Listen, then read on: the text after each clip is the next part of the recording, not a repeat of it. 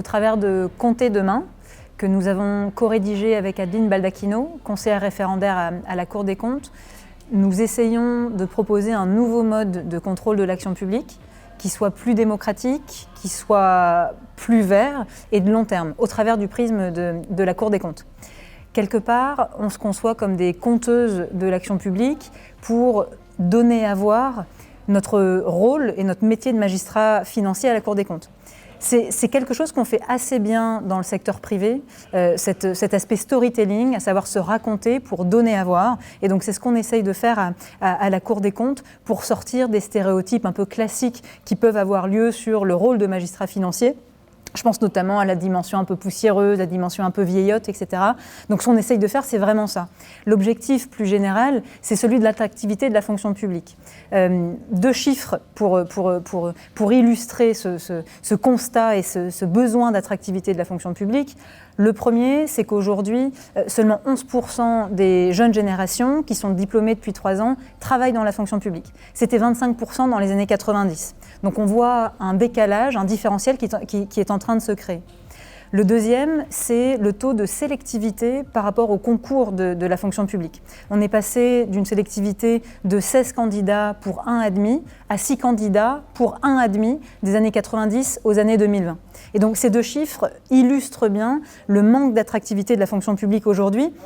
Et donc nous, on croit, au travers de Compter demain, qu'il est important à nouveau de donner à voir, de donner envie du service public.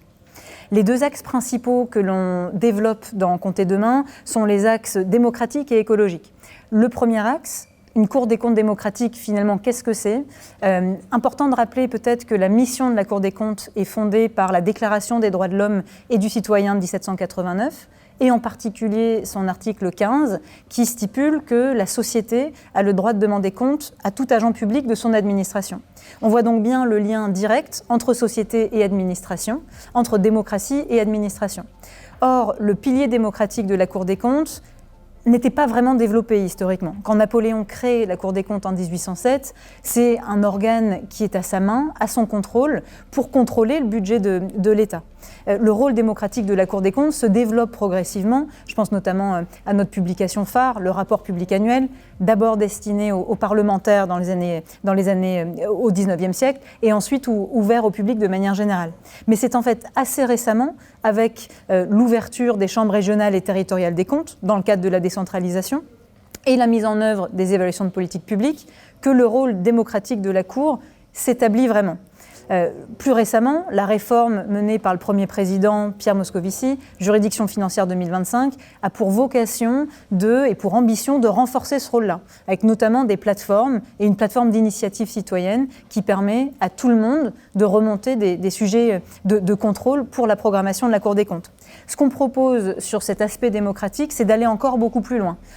C'est d'abord, d'ouvrir nos murs, au-delà des journées européennes du patrimoine, pour permettre un véritable droit de déambulation citoyenne dans les murs de la Cour des comptes.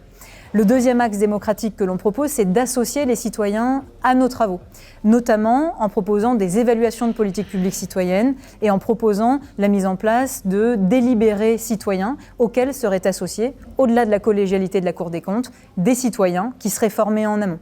Et puis le troisième point, c'est le sujet de la pédagogie et le sujet de la communication. Aujourd'hui, la communication est centralisée dans la personne du premier président de la Cour des comptes.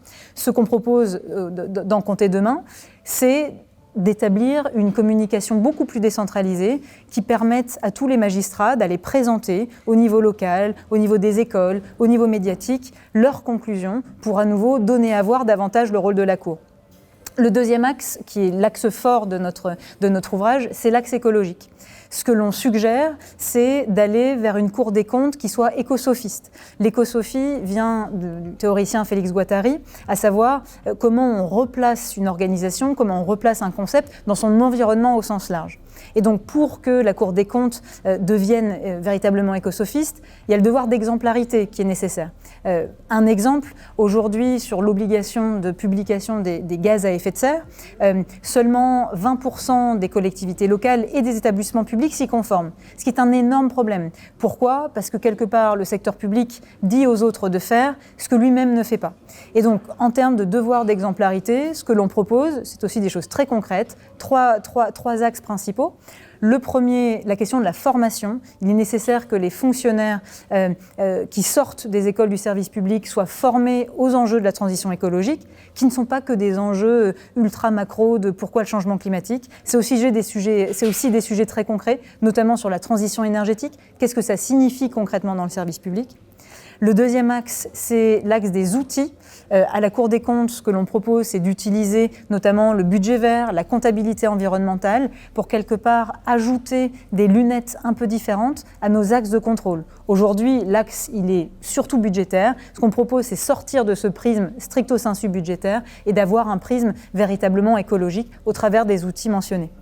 Et puis le troisième et dernier axe, c'est le sujet de l'influence. Ce que nous suggérons, c'est que la Cour des comptes devienne véritablement un organe d'influence, notamment sur les sujets de reporting extra-financier, qui s'appliquent notamment aux organisations privées, qui pourraient s'appliquer aux organisations publiques. La Cour des comptes a un pouvoir une influence extrêmement forte à cet égard, parce que 80% de nos recommandations sont suivies et sont mises en œuvre. Et donc, quelque part, au travers de Compter demain, ce que l'on propose à nouveau, c'est un nouveau modèle, un nouveau paradigme d'action publique qui soit, comme je le disais précédemment, plus démocratique et plus écologique.